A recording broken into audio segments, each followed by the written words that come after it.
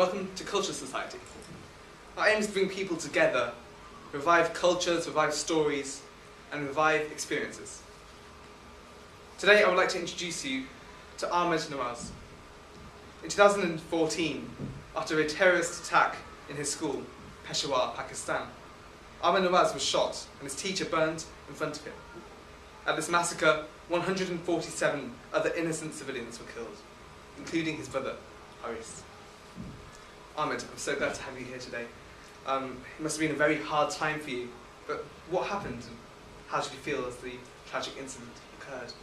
Yeah, so the incident that happened was as our school was attacked, and it was like a very unusual thing to happen because like a school was never attacked.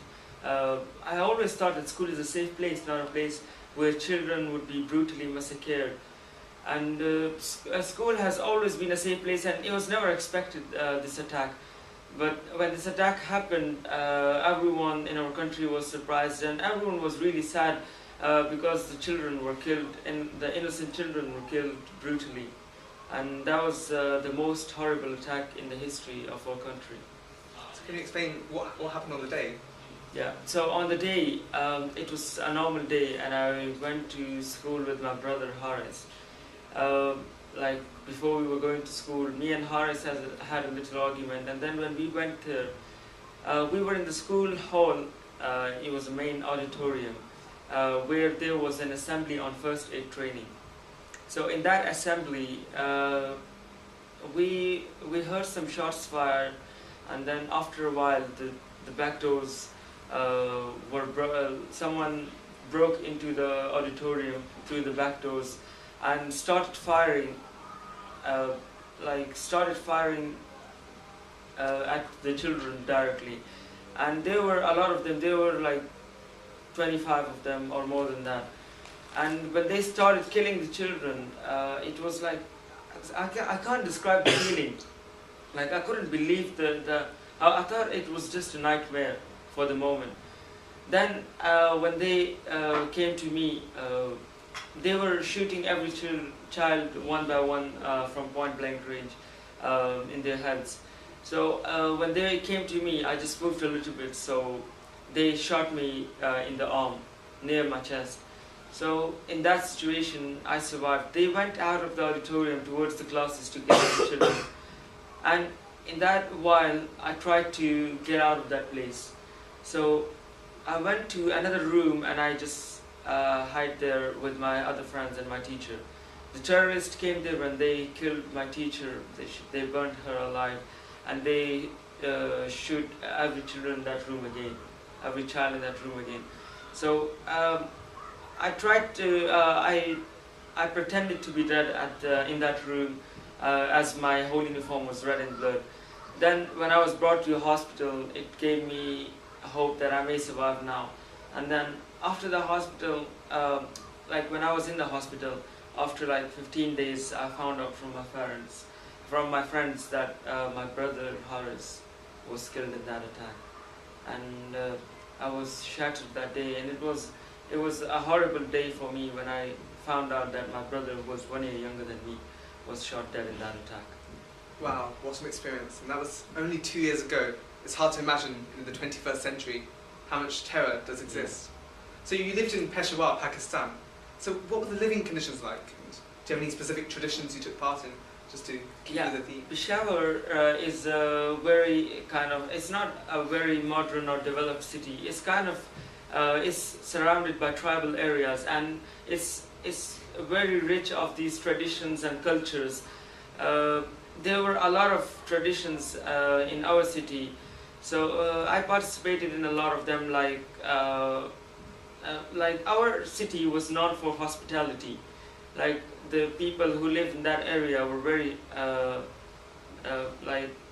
very good to their guests, and they were very hospitalizing.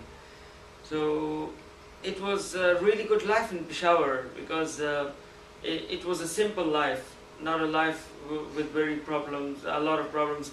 But the main problem in our city, in our area, that I lately found out was that a lot of people were illiterate. They didn't even care about their education. That they should be literate, they should educate their children.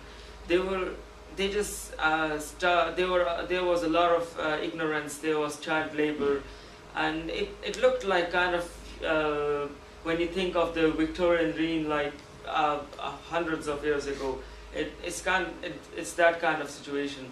But other than that, it's rich by cultures and traditions. Great. That was really fruitful. And I know it must be traumatic to take you back to that time, but what did you take from that whole year? What sort of things did you learn? Yeah, so in these 2 years of my life, I think these 2 years have been like the life-changing years of my life. Because I used to be kind of immature before this incident, but then when this incident happened, I used to think a lot about like why this incident why would the terrorists target innocent children? Why don't they go attack like normal people like they do usually, like army or something, whatever.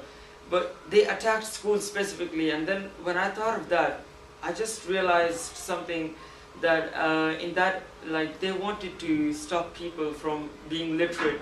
And as you know, if people are literate, they won't join those terrorists and those species extremist people.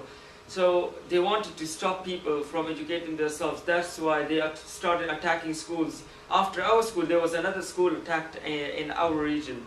So I think I've learned a lot, and I've learned one thing since then, that military operations and these, as they are going in Iraq, Syria, in our country, they couldn't stop terrorism. But I think what can stop terrorism is educating people, is literacy. Because you know, if you look at UK, there are a lot of educated people living here. So I don't think you will see any terrorist activity here. But however, as I said before, that there were a lot of ignorant people in our area, and a lot of illiterate people. So that's why the rate of terrorism has increased over the years, and it's a very large amount of terrorism in our area. How inspirational. I mean, just using such a hard experience for education and spreading the message is unbelievable. So what's next for you? What's down the line? After this incident, when I found out that about why they targeted school and all of these solutions, I used to think a lot, because I used to be in a hospital. So I was like mostly free to think about these things. Then when I came out of the hospital, when my treatment was kind of completed, then I was offered by some organizations to help them out in the being as education ambassador. So I started with an organization called World Merit, and then another organization. Then I was invited by the House of Lords to speak there, and I was given these honors. And now I think in future, one of my main aim is that to educate, to give the message of education and literacy, because as I said, that it's all because of the literacy. If the people are literate, they are educated, they won't go towards those terrorist activities. And if they are ignorant, they would obviously get brainwashed very easily. So in future, my aim is to join big organizations like maybe United Nations or other, to help these children, to help stop terrorism and bring peace in this world. So finally, if there is one message you want to leave viewers, what would that be? The one message that would be is that I have been a victim of terrorism. I've been a victim of a horrible attack by terrorists. I've lost my brother and 150 friends. And after that, I've realized and I found out that the main reason behind this was illiteracy. So I urge everyone in this world, whichever parts they are around the world, that they should educate their children so that other families like mine and my friends do not suffer anymore.